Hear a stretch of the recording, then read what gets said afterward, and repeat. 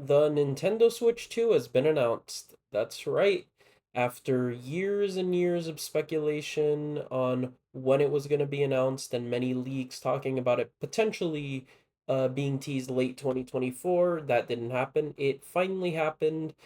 The Nintendo Switch 2 will likely be coming out in the later part of this year, and there is a lot of hype, and relatively warranted, I would say. This has been a very anticipated console, and again, anything that Nintendo announces in terms of console is always going to generate excitement, and I have to say, this is probably the most excited I've been for a console, in a very, very long time. I mean, let's just kind of get it out of the way. The PS5 and the Xbox Series S and X, they they kind of don't have any games, and therefore there's not really that much excitement for them. The PS5 has had a few good moments, like the new Spider-Man game.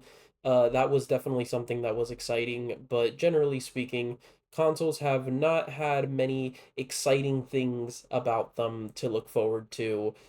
So this is a huge sign of hope, and we'll see how Nintendo manages it. But overall, what I am mostly looking forward to is Mario Kart 9 because, oh my God, I love Mario Kart 8. It's one of my favorite games. During COVID-19, I played so much Mario Kart 8 Deluxe.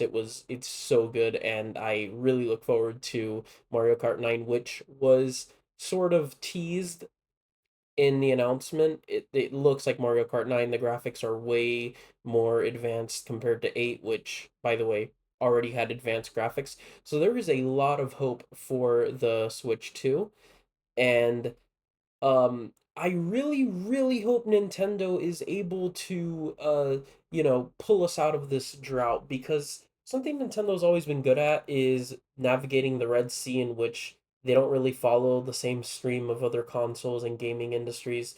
They mostly do their own thing, and I definitely doubt that they're rolling this out without a giant flurry of games. At least that's again, that's the hope, because maybe they too are going to have this curse be brought upon them, because they apparently think releasing the cart before the horse, with having the console just not have any games, is a good idea.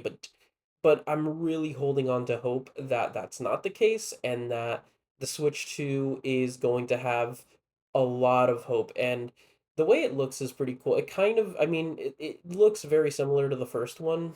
Um, Overall, it looks like the colors are inverted, in which it's black, but the red and blue are on the sides, which honestly, I mean, I like the graphic design, but that kind of just looks like a custom Switch 1.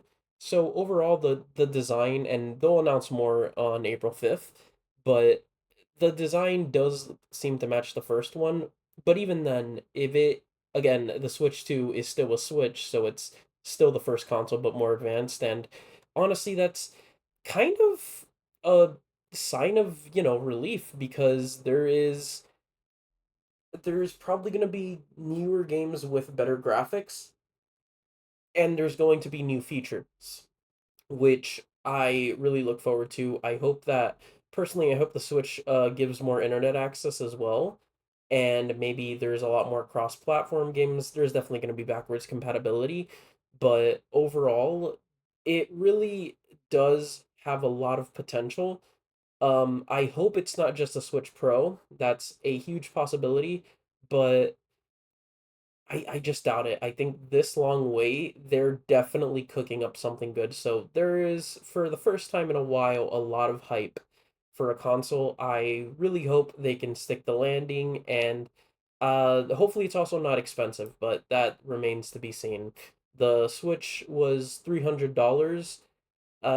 This one is probably going to be like 400 or 500, which sucks, but that's just the way consoles are. Really expensive. The games are also going to be pretty expensive, but generally speaking, good sign. Really, really exciting, and we'll see what happens. Yeah, just wanted to give a little nice rant about this, and rooting for you, Nintendo. Please rescue us from what feels like a console drought in the past few years.